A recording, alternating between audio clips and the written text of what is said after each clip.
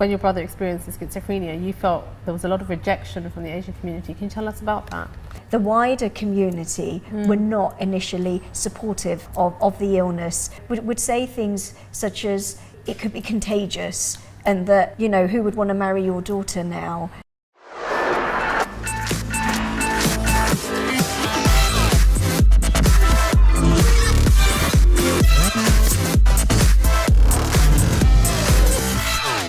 Welcome, Manisha Tailor. Thanks for joining us. Thank you. You were just 18 when a tragedy struck in your life. You had a close bond with your twin brother, and unfortunately he succumbed to schizophrenia. Can you tell us about that? Yeah, in terms of his diagnosis, it initially started off with hallucinations, and then when we went to the psychiatric unit and the doctors, they diagnosed him with schizophrenia.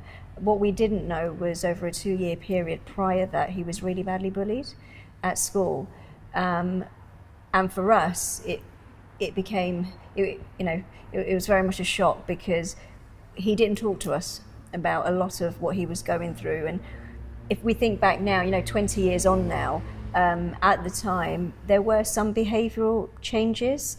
Academically, his grades deteriorated. He'd become very angry. He'd have a lot of mood swings. But at the time, if I'm honest, my mum just thought it was a teenage phase. For our 18th birthday, my mum and dad took us to Universal Studios in Florida, and they wanted to go and see a family friend. And all of a sudden, he stopped. We were stood there, and he said to all of us, "Stop! I can see things. There's somebody with a gun, there's somebody that wants to shoot me."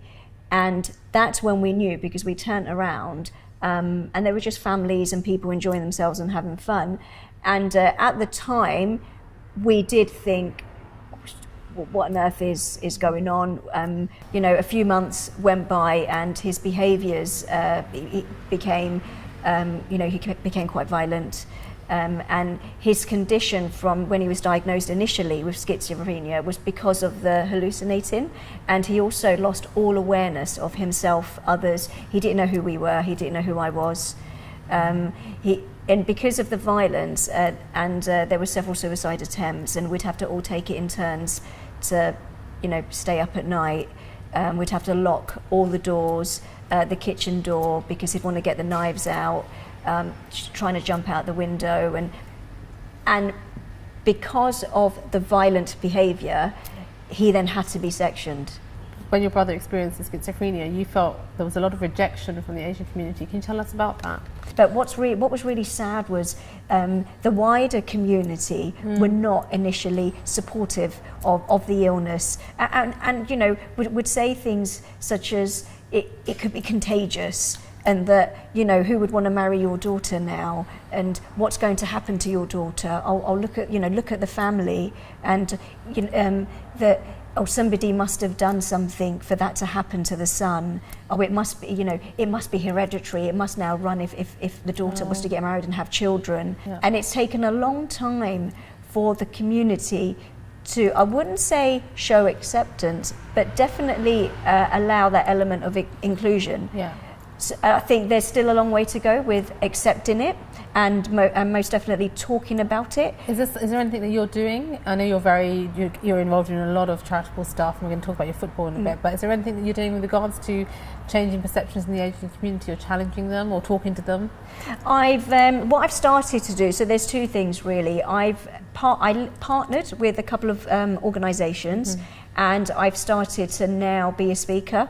So I will go and speak and not necessarily specific to South Asian communities, but BAME communities as a whole in the first instance, and talk about sharing experiences around becoming a young carer, but also mentioning that actually my mum is the primary carer, and she was the one who felt very alienated from the community, who's somebody who's grown up with that whole culture, with having the community as a almost. Yeah, absolutely, and having that sense of belonging that that my mum and dad felt that they didn't have, and didn't have that support.